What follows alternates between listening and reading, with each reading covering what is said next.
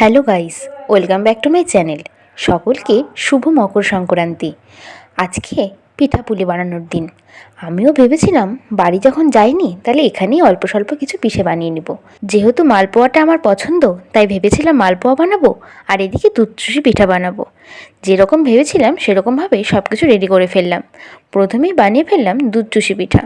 দুধচুষি পিঠা বানাতে আর মালপোয়া বানাতে যা সব উপকরণ লাগে সেগুলো আমি আগে থেকে কিনে এনে রেডি করে রেখেছিলাম।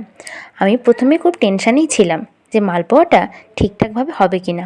যখন ব্যাটারটা তেলের মধ্যে দিচ্ছিলাম পুরো একদম লুচির মতো ফুলে উঠছিল, আর ঠান্ডা হওয়ার পর যখন খাওয়ার জন্য নিলাম তখন দেখছি বেশ নরম হয়েছে। আমি কিন্তু প্রথমবার মালপোয়া বানিয়েছি, সেই অনুযায়ী কিন্তু পিঠাগুলো বেশ ভালোই হয়েছে। আর এদিকে দুধচুষি পিঠাটাও খুব সুন্দর হয়েছে। দুধটা যেহেতু অনেকক্ষণ ধরে ফুটিয়েছিলাম তাই দুধটা বেশ ক্ষীরক্ষীর হয়ে গেছে। তোমরা কী কী পিঠা বানিয়েছো অবশ্যই আমাকে জানিও।